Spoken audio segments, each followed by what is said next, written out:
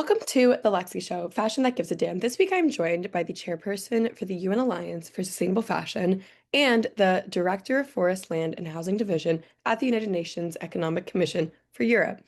Please join me in extending a warm Alexify welcome to Paola Deda. You've worked across architecture, environmental planning, and now lead forest management work at the UNECE.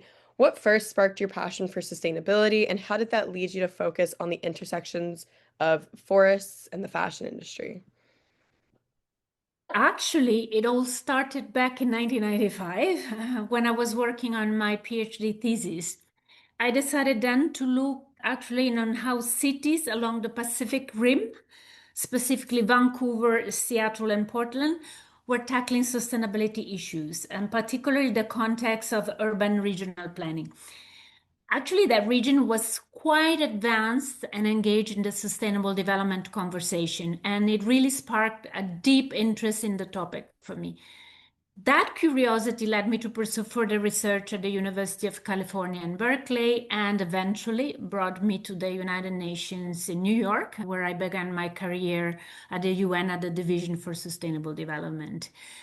My focus actually on forests and the fashion industry began a bit over 10 years ago, more or less.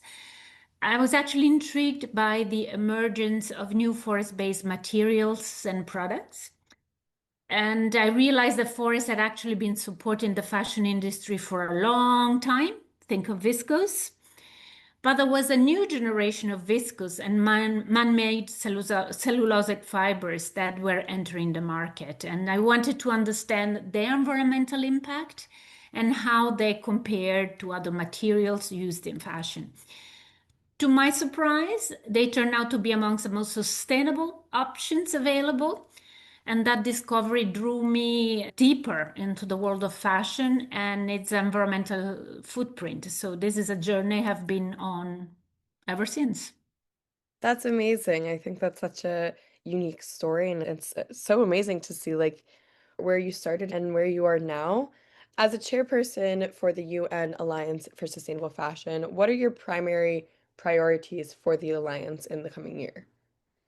Actually, let me tell you that really to start with, the idea of the alliance came from me a few years ago.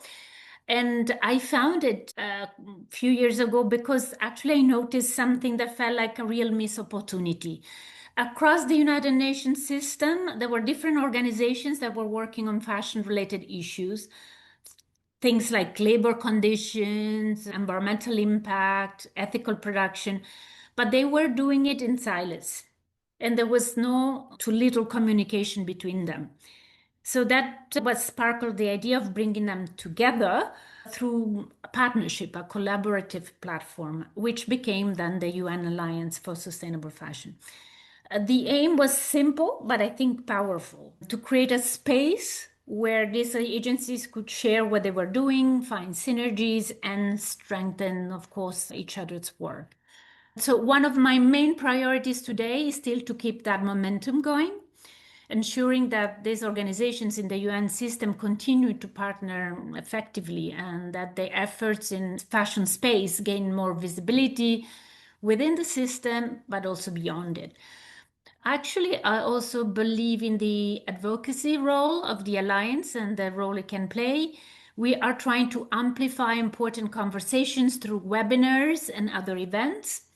For instance, last year we hosted a session on fashion and the city, which looked at how urban areas around the world are trying to manage textile waste more sustainably, often by using circular approaches. And events like this are a great way to bring together all stakeholders from different sectors, help them learn from each other, and also build new connections between fashion and areas like urban planning, waste management, and social policy, which normally don't necessarily talk to each other. So looking ahead, I definitely plan to keep organizing these kinds of discussions and also making sure the Alliance has a strong presence at relevant international events. To me, it's also all about making sustainable fashion a more integrated, visible, and collaborative effort, not just within the UN, of course, but across the board. Yeah, that's so important. I think that obviously, I think we see it a lot more than we once did, but this talk about the fashion industry and how harmful it truly is for our planet and for the environment. And I think that having alliances like this is so important. And it's something that I always say is we can all, as consumers, make changes in our day-to-day life. But what's really going to be important is like having these deeper conversations and having legislation change and getting this really across the board. And just to have an alliance like this is so important. And I thank you for thinking of this great idea and putting it together. How do you measure the impact and success within the alliance's initiatives? Actually, it's really a tough question because the impact is not always immediate, right? Or easy to measure. We're talking about a partnership. So for me, one clear key sign of success for the alliance is growing the membership. When more agencies from the UN join, it shows that sustainable fashion is being taken seriously across different parts of the system and that there is really willingness to collaborate and step up action. For instance, recently we welcomed two new members to the alliance. One is WIPO, which works on intellectual property. As you can imagine, something very relevant for innovation and protecting knowledge and fashion. And another one is the Secretariat of the Basel, Rotterdam, and Stockholm Conventions, which is essential when it comes to addressing the chemical uses in fashion production. So that's also very relevant. Another indicator of success is, of course, our visibility and presence in key fashion-related events, which is not easy necessarily for the UN to be also invited to these events.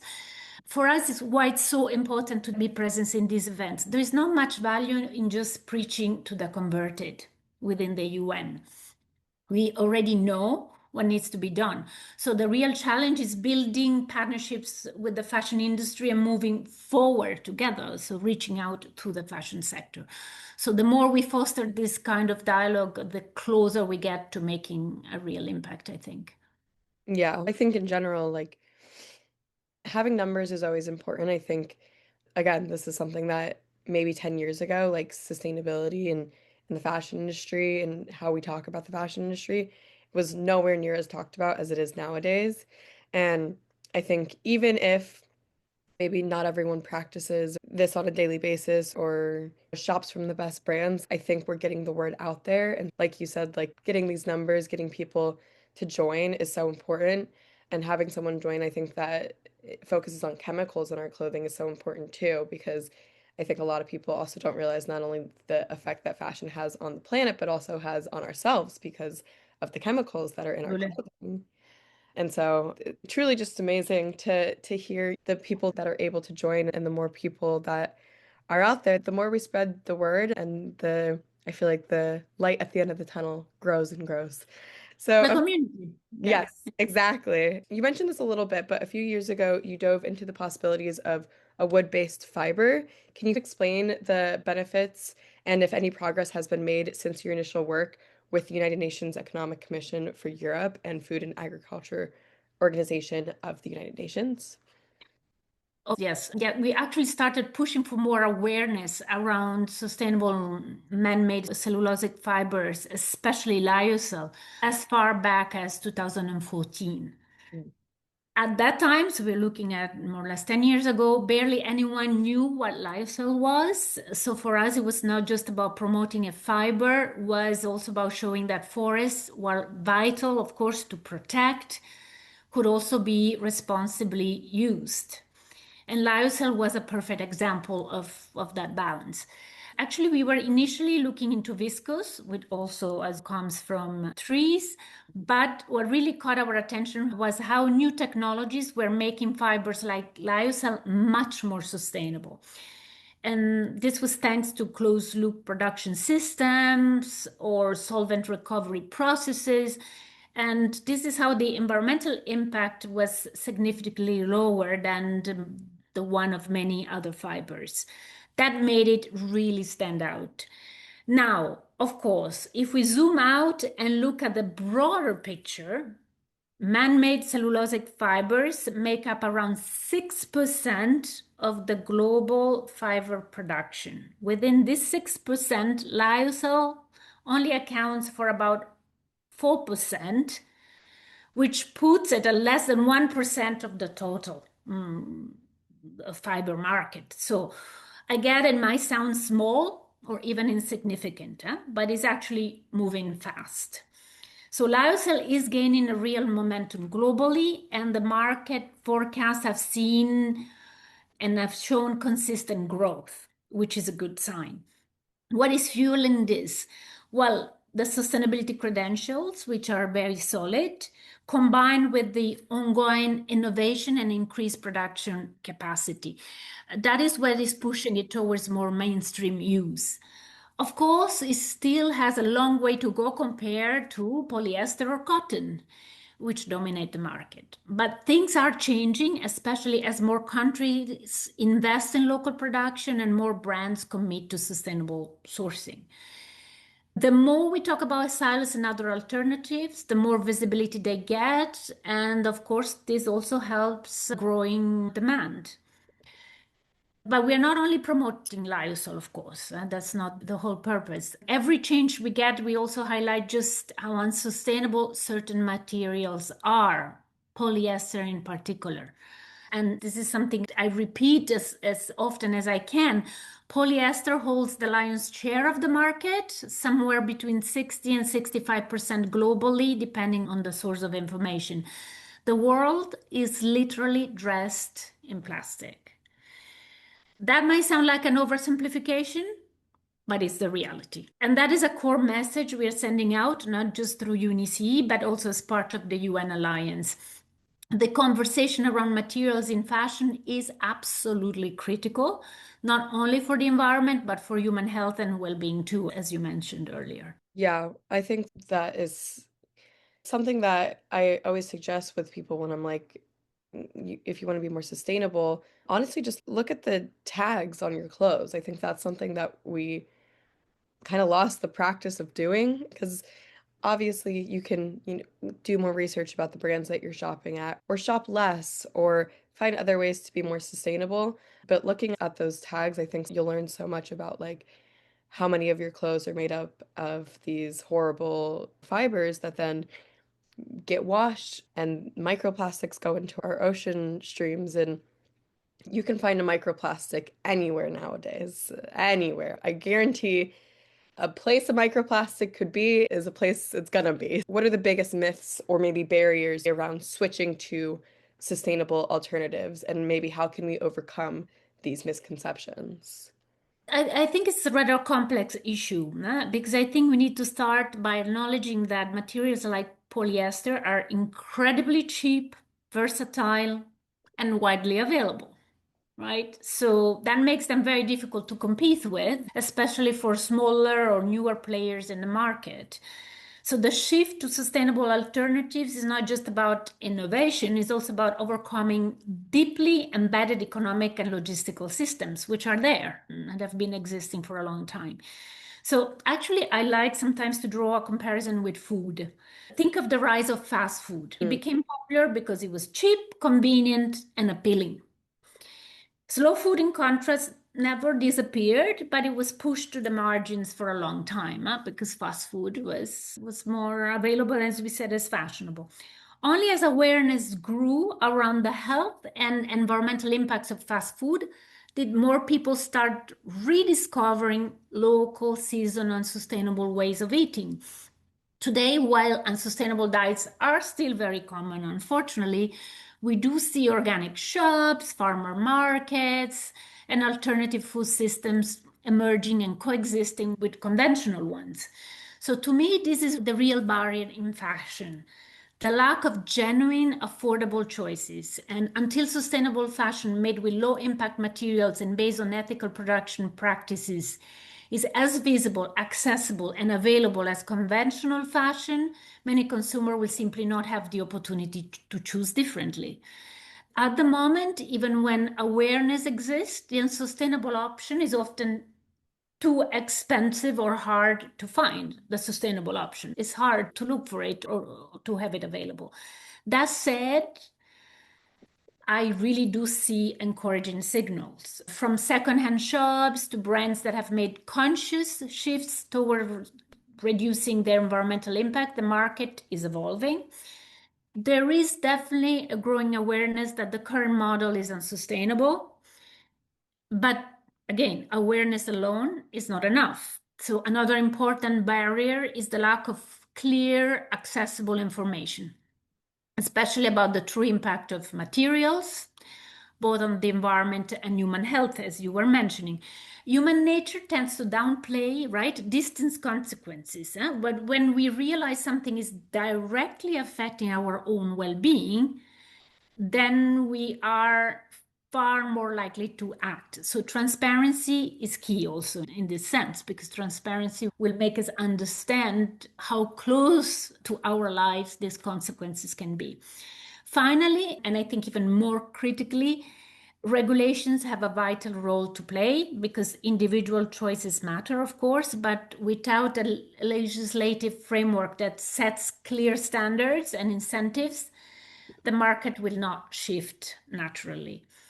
Brands follow demand, yes, but they also follow policy. So stronger regulation on material impact or supply chain transparency and environmental claims could dramatically accelerate this transition. So actually, in summary, the myths are being debunked, the consciousness is growing, but the structural barriers, lack of access, lack of information, and lack of regulation still stand in the way. So overcoming them will require a combination of market innovation, political will, and of course, cultural change. Yes, completely. And hopefully we can keep pushing for this legislation change in the fashion industry. And I think that the good news is that I hear stories every day of new policies being passed. I know France just passed something that was about every item that gets made from a brand that is essentially made super fast or made out of poor quality will get charged, I think, an extra €10 for that each individual item, which usually is more than the item or how much they're selling the item on a website like a fast fashion website. Hopefully, we can start seeing change on some of these like mass-produced, really ultra fast fashion brands. And there's good news out there every day. Can you walk us through maybe how some certifications like PEFC make a tangible difference in traceability and sustainability for fashion brands? Yes, it's very interesting, actually. I think it's really important to start by looking how these forest certifications actually came into life in the first place. Work in forests and forest certification were born in our environment. Actually, back into the 80s, back in the 80s and early 90s, there was actually a growing outcry. Scientists, environmentalists, civil society organizations were all raising serious concern about tropical deforestation, biodiversity loss, and illegal or unsustainable logging. So at the time, actually, all the global efforts to regulate forest use through international agreements were not successful. So we'll not tell you the story of UN agreements and how they did not come to life, but there was a policy vacuum. In this policy vacuum, NGOs and some progressive, I have to say, industry actors started exploring more practical market-based solutions. And that is where the idea of forest certification was born. Essentially, a way to identify forests that are managed responsibly and trace those products through the supply chain and give consumers the option to choose better. So now, decades later, we are seeing the same logic being applied to the fashion industry. And that to me is very exciting. That is coming from the sector also I'm responsible for. Forest-based fibers like viscose, modal, or lyocell are increasingly used in clothing, and the fact these materials can now be certified means that fashion brands benefit from the experience and credibility of these schemes have built over time because, as we said, they date back to the early 90s. What makes certification like PSC especially valuable is the chain of custody.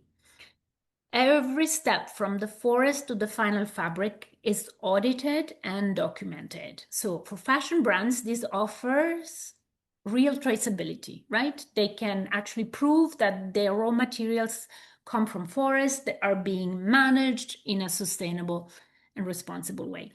So that is hugely important today when consumers and regulators as well are demanding more transparency and are quick to call out greenwashing.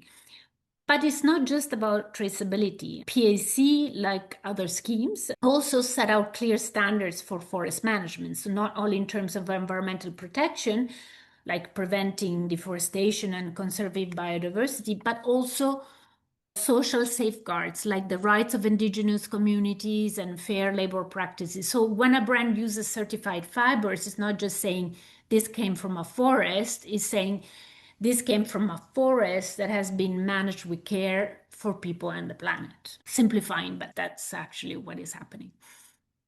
That's so important. I think something that in terms of we as consumers we push for transparency and we're seeing a lot of greenwashing nowadays, as you mentioned, and I think something that's hard is when we're pushing for transparency and traceability and all these things is that like a lot of times these brands don't even know necessarily where they're getting their things from. And like they don't know where the cotton that they source to then take to this factory and that factory, they don't know that information.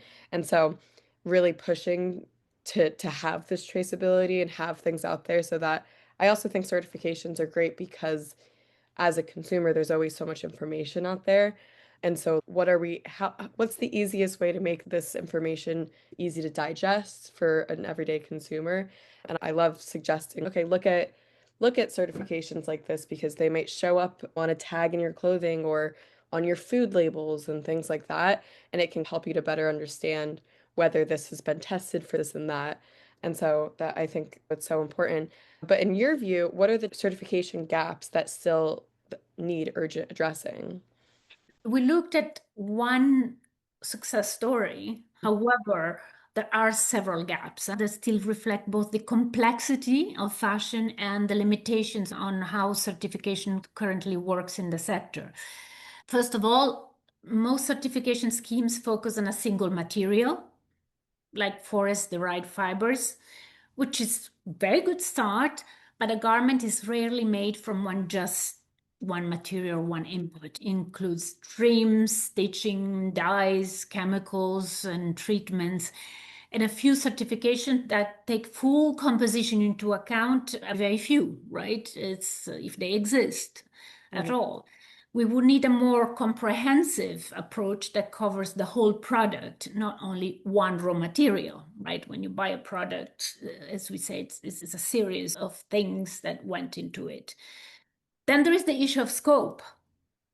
Are we certifying environmental performance, climate impact, labor rights, ethical governance, or all of the above? Many schemes are narrowly focused. So the real world challenges are multidimensional. So we have the multidimensionality of the garment plus the multidimensionality of the scope and the different aspects. So that makes comparisons very difficult and implementation very hard for brands. We have to be honest about this.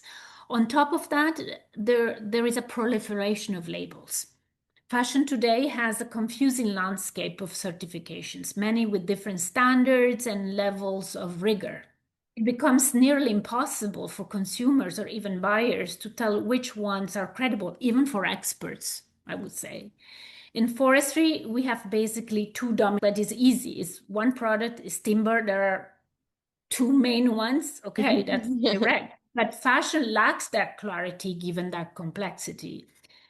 Another gap is accessibility, right? Certification often remains out of reach for small producers or suppliers, especially in the global south, due to cost and complexity. So, if we want to scale sustainable practices, we need certification systems that are more inclusive and better adapted to diverse contexts. And of course, we should be clear certification is not a substitute for regulation. Voluntary schemes can complement policy, but they cannot drive systemic change on their own. So what we really need are harmonized standards, enforceable and regulations, and common KPIs, so Mm. that certification supports a much broader and well-regulated sustainability framework for fashion. Yeah, completely. I know that one of the big kind of sustainability certifications is the B Corp. And recently, Princess Polly became a B Corp certified company. And Princess Polly is very fast fashion. And I was like very shocked. And it really brought up the question of, okay, if this is one of the most well-known certifications and a not good fast fashion company is being certified as B Corp, what does that say about the certification? And so I think that the gaps there are so important to address. And hopefully we can make it easier to understand and have a few of these certifications rather than this one means this and this one means that and Exactly. kind of fill those gaps. You cannot pretend that all the buyers will be experts in reading it. So you want just to buy a t-shirt. You don't want to read a Yeah, thesis about it. So it's complex. it is. Exactly. What is the most difficult roadblock that you've encountered when it comes to working for policy change, and how have you overcome it? One of the biggest I've encountered is for sure, and I mentioned earlier, is the lack of enforcement. Because policy, especially in sustainability, is often not legally binding. Mm, So it can provide a direction, a vision, a roadmap, but unless it is backed by concrete obligations, there is no guarantee that stakeholders will follow through. So some may lead the way, but others may simply opt out or delay action, especially if there are no real consequences, right? So even when there is some level of enforcement, the cultural and systemic shifts required for policies to truly take root can be very slow. So policy alone is not enough. mhm. For it to be effective, it needs to be accompanied by also information, strong communication, visible champions, and real success stories. And success stories are very important. People and institutions need to see that change is possible, that it works, that it brings value, and not just costs or complexity. Another challenge also that policy often operates at a very abstract level. Policy is very often abstract in nature, but for change to happen, it needs to connect with the real life actors and practices of fashion. That means engaging with those affected, the businesses, the workers, the communities, and ensuring that policy frameworks are not just theoretically sound, but also practical, and they're inclusive and they can be adapted to the different situations. So in terms of overcoming these roadblocks, I found that actually building alliances is crucial. You need early adopters, brands, governments, civil society actors who are willing to show that this is possible, that a change is possible in the right direction. You need also effective storytelling to shift the narrative from obligation to opportunity. And most importantly, you need patience and persistence. Mhm. Policy change takes time, it's normal, but with the right mix of pressure, partnership, proof of concept, progress is absolutely possible. Yeah, I think that's Sorry. always so helpful to hear. I think that being in the environmental space a lot of the time can be very daunting and it can feel like there's no good end in sight. And so I think being patient and taking these wins as we get them, and when you have obstacles in the way, finding ways of overcoming them. And I think part of that is you said like making alliances and in general just having a community and finding ways. You don't have to do this by yourself. We're all on this planet together. We all wear clothes every single day. And so I think it's a matter of finding people that also care about this and figuring out how we can solve these problems as they come can make it feel a little less daunting. And so I think it's great to hear your experience and what you've done in order to overcome obstacles, because I think that those are always so helpful to hear. I know that we've talked a lot about materials, but are there any new materials, technologies, or business models emerging that kind of excite you about the future of the fashion industry and the environment? Well, just definitely, absolutely. Yeah, there is a lot happening right now that gives me hope.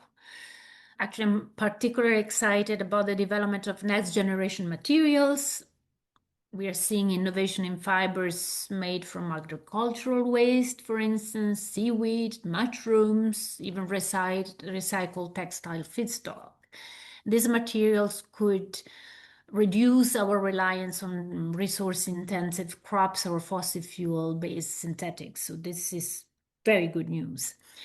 Now, someone once told me this material still represents such a small share of the market that cannot really be considered a breakthrough. It's just teeny tiny. We spoke about less than 1% reliance, for instance, early in our talk. Yeah, but I always come back to this. Until the 50s, polyester was not part of the market either. Mhm. So innovation takes time, but it can and does shift the entire industries when the conditions are right. So that said, what excites me is even more the emergence of new business models in this regard, because while we are seeing, for instance, a growing move towards circularity through resale, rental, repair, and upcycling, these models challenge the traditional system of overproduction and being disposable. Mhm. And what is actually encouraging is that they are no longer niche concepts. Some mainstream brands are starting to experiment with them very seriously. And we see some websites, right, for vintage clothing, which are huge. So Mhm. clearly, it's a new business model. Of course, many of these innovations are still an early stage and face challenges when it comes to scaling, but the direction is promising. So, with the right policy support, and that's where policy is important, investment, and crucially, of course, public demand, the solutions can help reshape the industry into one that is not just less harmful, but actually genuinely regenerative and fair. Now, that is why conversation like ours, like this one, is so important, and a podcast like yours is so important, because raising awareness and growing consciousness is what creates that public demand. Without it, even the best innovations will struggle to gain traction. So that's what we are trying to do today, really to, well, support this shift and invite people to be part of this change. Thank you. I love what you said because I had a teacher once in university that he said he like started off the first class of the quarter by asking how many of us would actually pay a bag tax at the grocery store. And I think I was pretty much the only person that raised my hand. And he basically said he didn't want to hear anything about sustainability in our entire quarter's work because it was Gen Z lingo. And it was very discouraging because I was like, just because these people might not pay a bag tax doesn't mean that I should give up caring about sustainability, or just because the majority of people or might not practice this or something like that, or like what you said, where it's okay, only a small portion of this industry, this market is using this mushroom leather or this product or that product. It's okay, like you said, polyester had an even worse example, like fast fashion grew to the level that it's at, like over the span of months. Like it rose so quickly. And just because this mushroom leather cork or this or that hasn't become the most used material in the fashion industry quite yet, doesn't mean that it doesn't have the ability to, or maybe we haven't even found the right solution yet, but that doesn't mean that we should give up. And so I think that it's very encouraging to hear th that things like that because I've heard also the opposite and I'm like that doesn't mean I'm going to stop caring about sustainability just because 9 people in 10 person class said that they weren't going to pay a bag tax. But what are your top tips for someone who is looking to become more sustainable? To be honest, I think there is the usual advice: buy less, read labels, right, etc. We say it's only really works for someone who is already deeply committed to making a change and Mm. is aware and they will do this. Those things are important, and of course, they often do not spark real transformation and really unless you truly understand what unsustainable fashion means. So in my case, actually, let me give you my personal case because it was really a journey. And what really opened my eyes completely was starting to sew, right? Because my daughter gave me a sewing machine for Christmas and I began playing around with it. That simple gift changed the way I see clothes completely. Mhm. When you try making even the most basic garment, and I'm doing only basic garments, but Me too. you realize how much time, material, decision making, and human effort goes into each piece. And it's an incredible realization. That gave me a whole new respect for the fashion world, something I had never truly felt before. And that was, for me, that was really life changing. So, my top tip, get creative, right? Start producing, whether it is knitting, crocheting, or even just mending your clothes. These small acts give you a first-hand understanding of the value behind what you wear. And you start looking at your wardrobe differently with more care and more awareness and naturally begin making more sustainable choices. So it's just organic, it's natural then to look at clothes differently. Once you know what goes into creating clothes, it becomes a lot harder to treat them as disposable. Yeah. That's so that would be my tip to Yeah. someone who wants to go through this journey. Completely. I think that's such a great tip. And that I think a big misconception still to this day is that machines make our clothes. And that's not the case. And so I think Okay. if you don't want to do a basic, even sewing up a hole in your clothes because you don't know how to, imagine making an entire garment.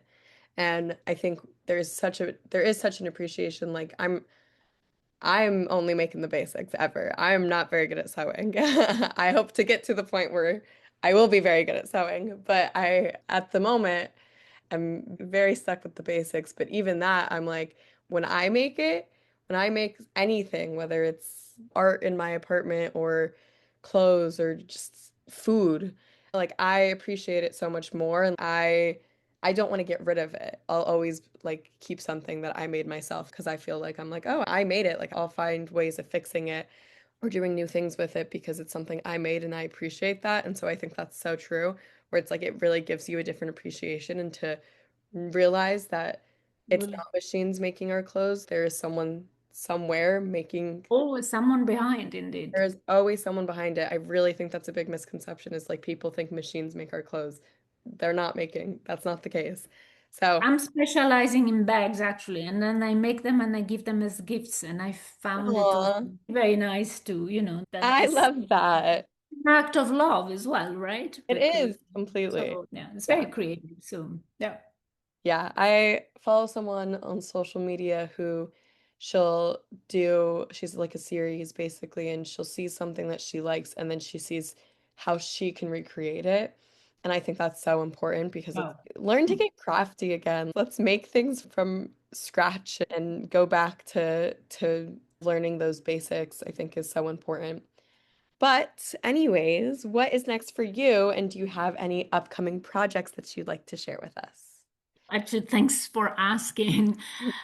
I'll take the opportunity to share some exciting news then. The next event of the UN Alliance for Sustainable Fashion will actually take place in Milan during Milan Fashion Week on 26th of September. Of course, if you are there, you are definitely welcome to join us.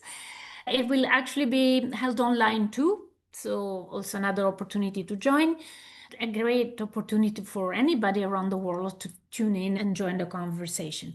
This time we'll be talking about chemicals, so we go back to talking about that. Definitely not an easy topic as we discussed, but such an important one, right? Chemicals, including some that are unfortunately very harmful to human health, are used in many stages of fashion production, from pesticide on cotton crops to dyes in garments to microplastic. You mentioned that at the end that don't end up polluting our water. So their impact on both people and the planet is huge, and that's the conversation we will have.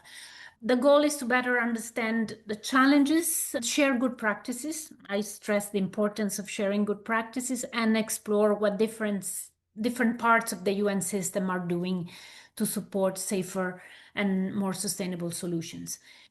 Keep an eye, if I can suggest, on the UN Alliance for Sustainable Fashion website over the next few weeks. We will be sharing more details and opening also registration. So there will be links in the link that you can click on and join the event. Of course, we would love to have you as well for this event if available. Amazing. Thank you so much. And I hope everyone checks that out and is able to attend, whether in person or online. And thank you so much for coming and speaking with me today and sharing all this great information. Where can people maybe get in touch with you, whether on social or anywhere else, if they have any further questions? I think the easiest way to reach me would be on LinkedIn. They look for me, Paola Deda from UNECE. I will appear immediately. They write to me, and I'm happy to get in touch and then share my email and continue the conversation. Amazing. While you're at it, you can follow me on my socials. My Instagram, TikTok, and YouTube are all my name, Lexy Silverstein. That's Lexy, silver like the color, Stein. And remember to live a good life and look fucking good doing it.